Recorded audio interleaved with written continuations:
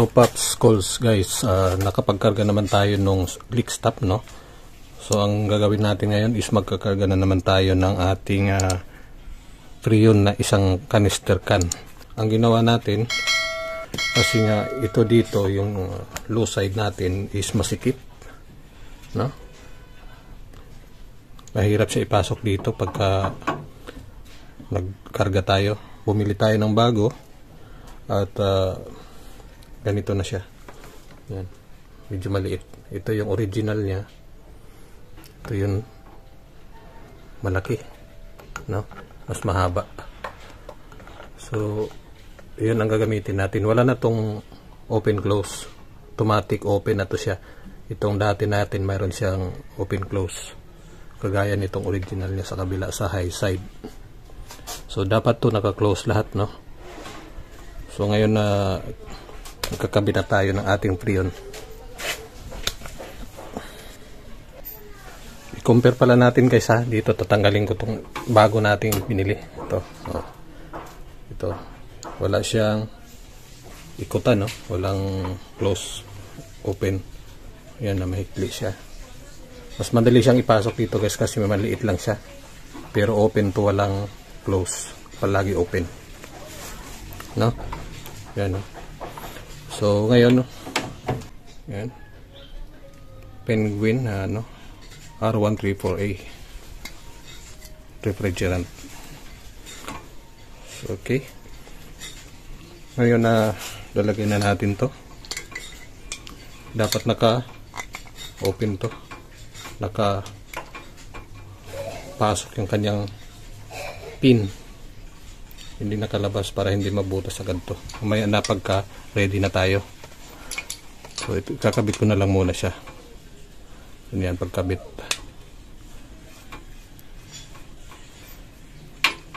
Yan. Higpit ng konti para hindi mag-leak. Tapos ilalak natin tong kanyang parang washer para hindi maggalaw. So mamaya na natin siya bubuksan. Open muna natin to ating blue side.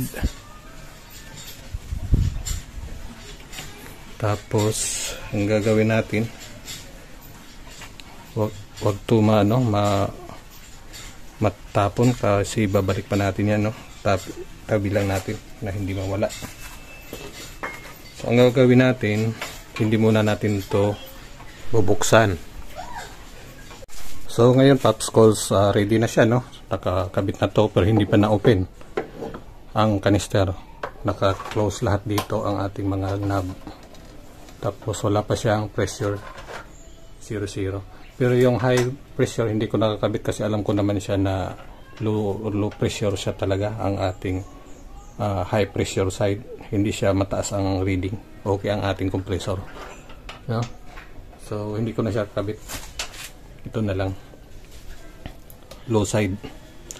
Ang gagawin natin, i-open ko to para pumasok dito ang kanyang Freon sa hose.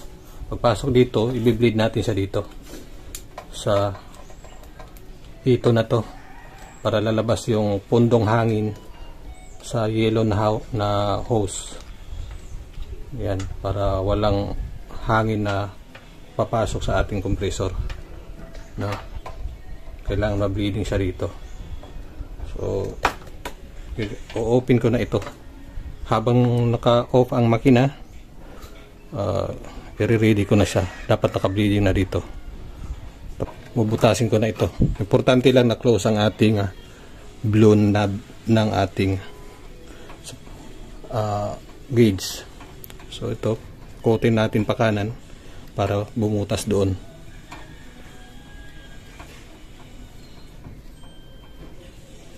So siguraduhin nyo lang mahigpit yung ating mga hose, no? Yung connection hindi nagsingaw. So yan, bubutasin na natin siya. So yan, butas na. So sagad. So yung pina niya nandun na sa loob. Yun, medyo lumamig na dito ng konti, oh. So i-open natin siya dahan-dahan. Yan. Tapos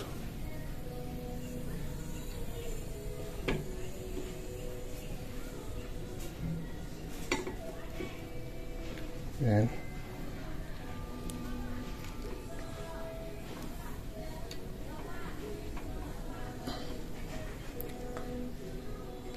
I-bleed natin dito sa, lagay muna natin siya dyan.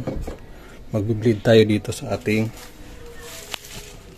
tawag dito sa ating, tataas natin camera. Mag-bleed tayo dyan para lumabas ang hangin.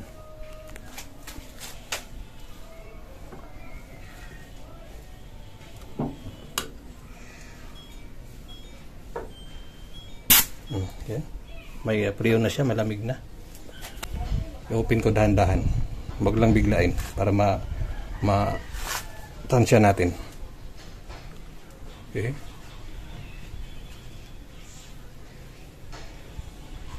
So hindi siya nag-open dito, no, walang lumabas. Pero tumaas na yung kanyang tumaas ang kanyang pressure dito. Tumaas ang pressure nung in-open ko siya rito, pero walang lumabas dito. Ibig sabihin, hindi siya maglabas pag hindi nasaksak doon sa port ng ating sasakyan. So, ang gagawin natin, hindi naman siya lalabas dito. Saksak na natin siya. No? Kasi hindi siya parihan ng isa. Yung ginamit natin na isa na pwede natin buksan ng manual. Ito, automatic siya nagko-close pagka hindi ginagamit, pag hindi nakasaksak. So ngayon, no, madali na lang siyang isaksak dito kasi maliit lang. Hindi siya nagbara-bara dito. Bago natin i-open ang ating port dito ng todo, pandarin muna natin ang sasakyan at i-aircon agad habang mataas ang RPM, nasa 2,000 kasi malamig pa ang engine. Mas maganda siya magkarga na kasi mataas ang RPM para mahigop niya talaga lahat. Malakas ang suction ng ating compressor. So ngayon, pagpasok nito, kailangan na i-focus natin ng konti. Oops. Pagsaksak nito, iangat lang ito, itong kanyang lock para pumasok. Ayan. Yan. So pagpasok niya, nakalock na agad. So ready na tayo. Paandarin natin ang sasakyan, tapos buksan natin dito. Nakita niya dito, tumaas ang kanyang pressure. Yan, habang wala pa, hindi pa umaandar, no? Mamaya pag andar niyan, at naka-aircon agad, bubuksan natin ang todo ang ating knob dito. Ito, bubuksan natin ang todo. Okay? So medyo mataas lang, no? Kailangan natin mataas na stand. Sandali. O ngayon, paandarin na natin ang sasakyan. Habang naka cold engine pa siya, nakalabas pa yung green sa indicator natin, bubuksan natin agad habang malakas pa ang RPM, mataas, para pasok na pasok talaga ang ating freon.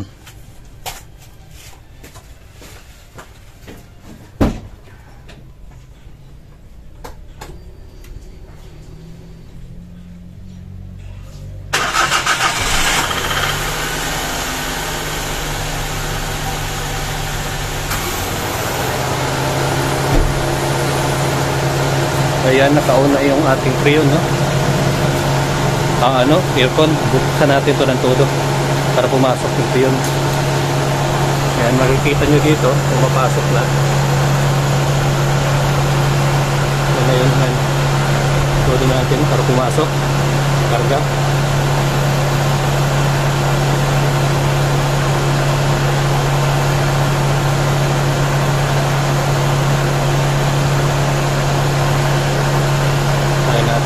Close natin ang gauge.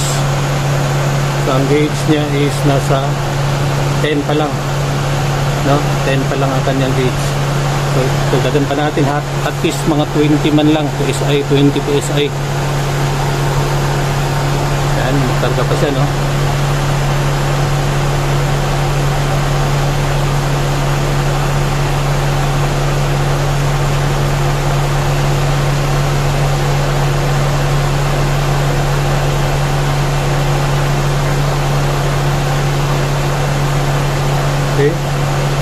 lumapit na siya sa 20. Yung 20 dyan, yung green. Kasi yun ang katapat ng R134A na prion dito sa ating gauge.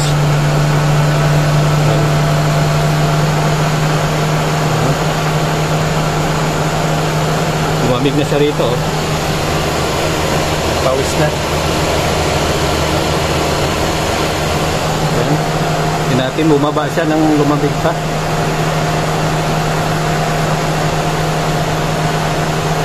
Buksan pa natin kung mayroon pa ba. Ano? Ubos na, no?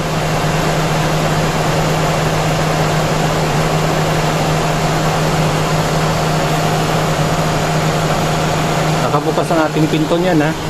Nakabukas. No? Tingnan natin kung anong lamig niya. So, ang kanyang reading is nasa 10 pa lang. No?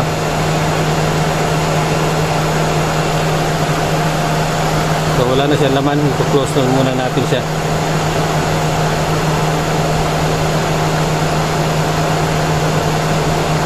Tingnan natin dito. Mayroon pa.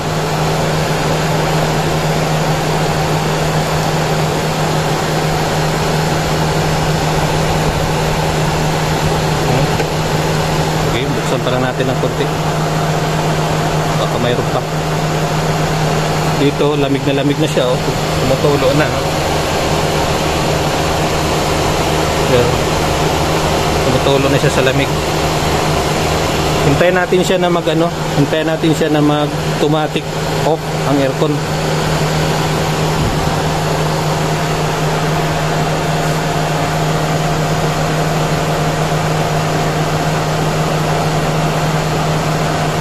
So, kung hindi pa siya nag-off ang aircon, dadagdagan pa natin ng isa pa. Meron pa naman tayong extra. So, sa ngayon, susubukan lang muna natin siya. 10 PSI. Yan.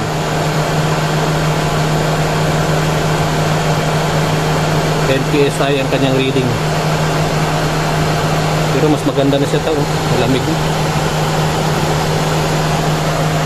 Close na natin.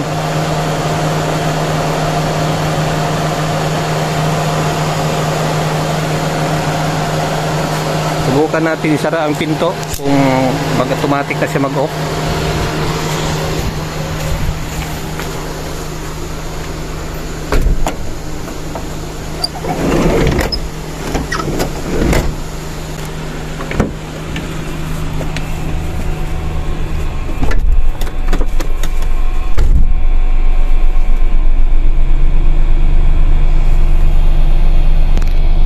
Ang lamig niya ngayon, Paps, cause is 11.5.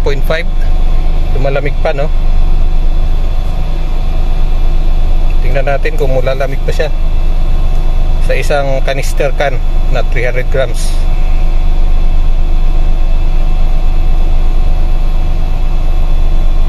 .5 degrees. Malamig naman siya, no? Pero titingnan natin, bumababa pa siya, oh.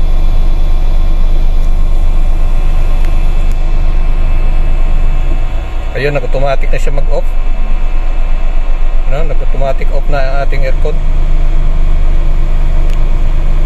11.5. Yan, babantay natin sa labas.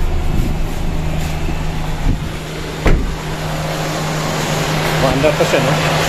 Maandar pa yung ating aircon. Yan, off na naman siya. Nag-off, automatic off na siya. Yan, on na naman. So, lamig na siya rito. Isang basa na. Lamig siya. Isang canister lang siya, Paps. Pulse.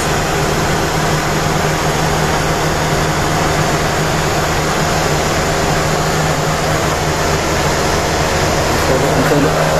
Atas ang tulo. Oh, naka-automatic na siya. Lamig na.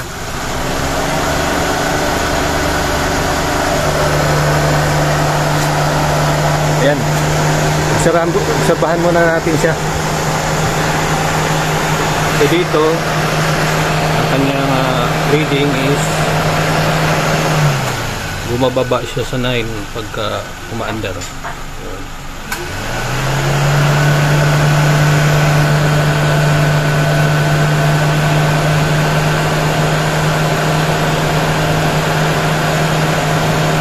So nasa 9 ang kanyang pressure pagka so tumataas siya.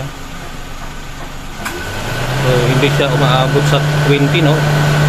Pagka pinaanda natin ang aircon, umaabot siya sa 10 kasi malakas ang kanyang suction. Maganda pa ang compressor natin, no? Ang pinaka-kabulan na natin dito, obserbahan natin siya ilang buwan bago mawala na naman yung ating lamig kasi nagkarga na tayo ng ating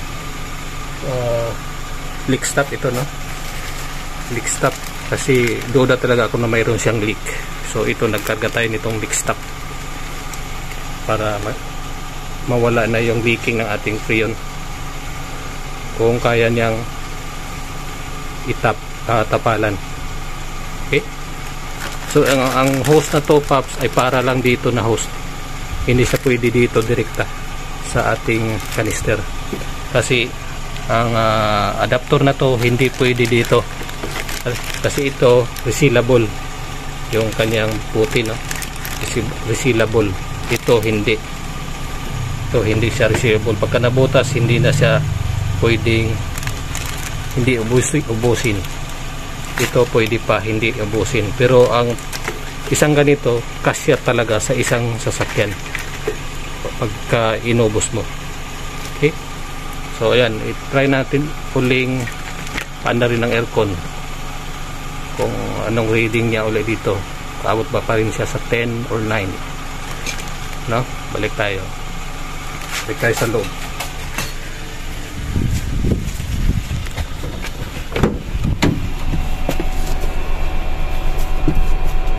So on ko muna ito.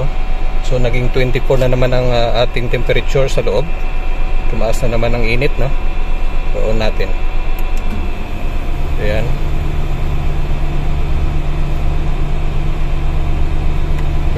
Bumaba na naman ang ating temperature, no? Bumababa na siya. Okay, balik tayo doon. Anong pressure?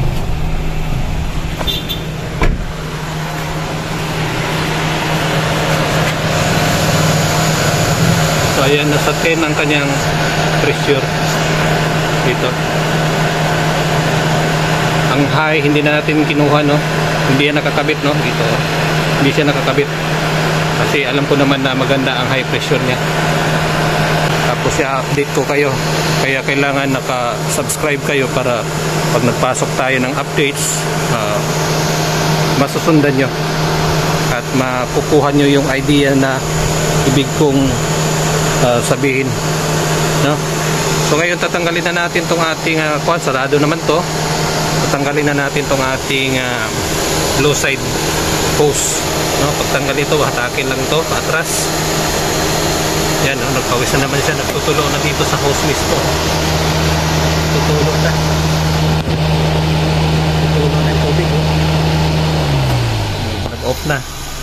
So dito tayo, hatakin na natin itong hose.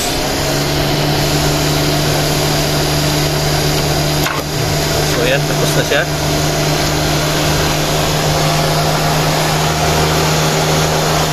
So yan, ganyan lang, Pops, pagkarga ng ating freon, no? Pagka nag-top up tayo ng ating freon, at kapag video hindi na malamig, so masusubok natin to sa labas kapag nandun tayo sa highway, mainit na mainit ang haling tapat kung anong lamig.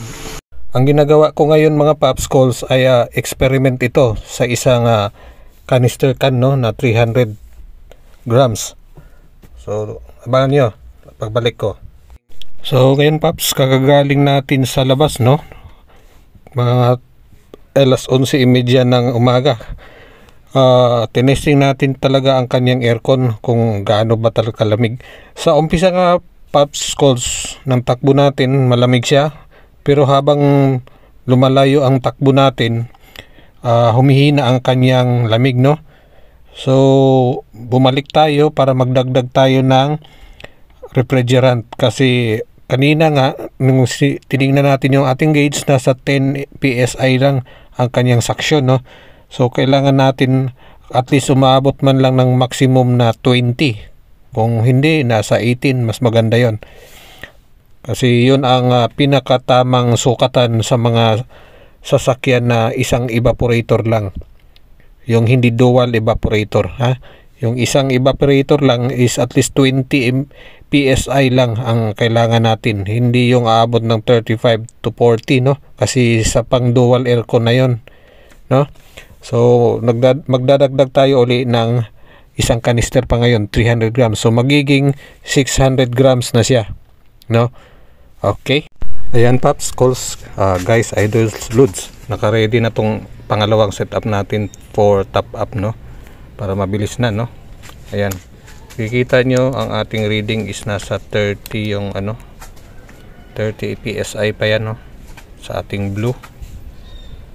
So, normal lang siya na ganyan, na mataas. Pero ang tamang sukatan mamaya pag umaandar na ang ating aircon. Okay?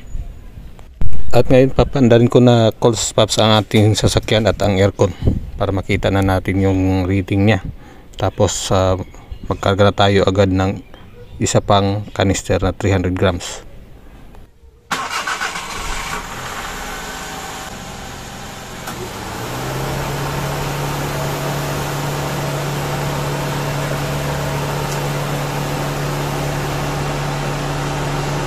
Ngayon magdagdag na tayo, Paps, ng additional na isang kanister, no? Yan, bubuksan na natin siya. Titingnan nyo rito, naka-ready naman to lahat. Additional naman lang to. Yan, bubuksan natin dito.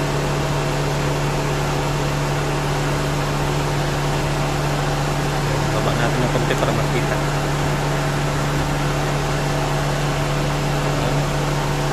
Buksan natin.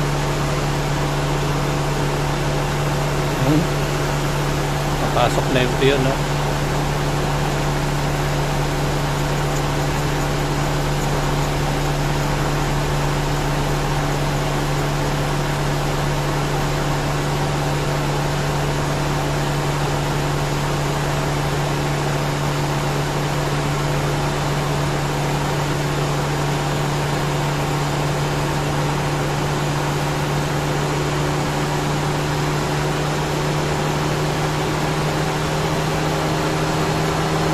Ubus na, wala na naman. Ito natin, naka-on na siya. Ayan.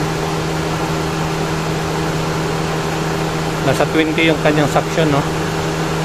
Tamang-tama siya, nasa 20 yung kinatarget natin, 20 PSI. Obserbahan muna natin yung lamig niya. Basa na agad, basa na agad yung kamay natin.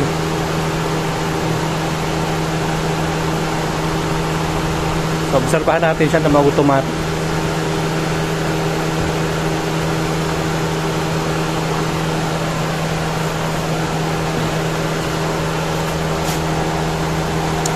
So ito wala nang laman eh. Close na natin to. Ayan, magana na. Wala naman. Naglamig din dito.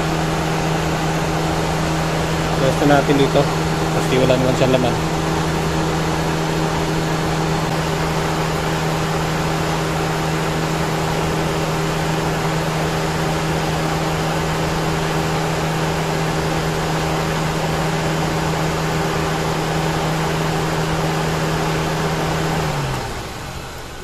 Ayan, automatic na siya, no?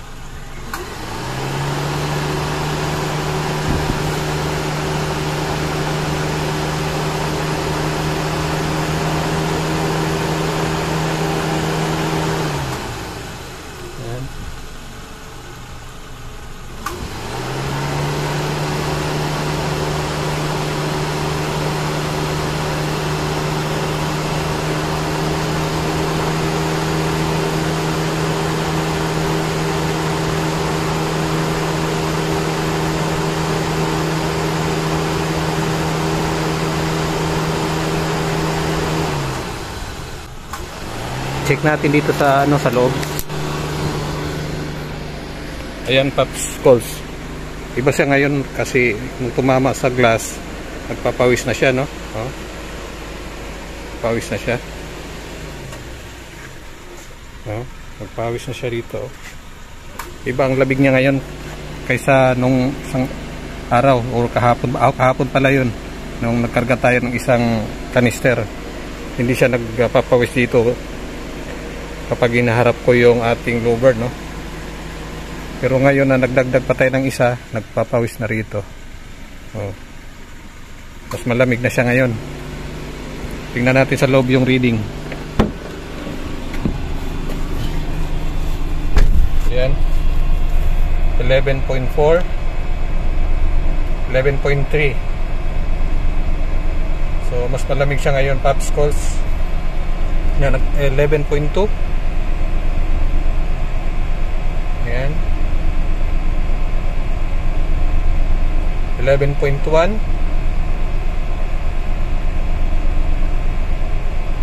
Maabot na siya ng 11.1. 11. So nasa 11 siya. Hindi pa yan tumatakbo, Pops, no? Naka-park lang tayo. Okay? So titingnan natin, lalabas tayo ngayon para ma-check natin kasi mainit naman sa labas. Alas 2:30 ng hapon pa, no? So mainit pa rin yan. At maliwanag pa naman ang araw. No? So lalabas tayo ngayon. So abangan nyo ang actual testing at review nito sa kalsada mismo, no? Please subscribe, like, and share. Thank you for watching.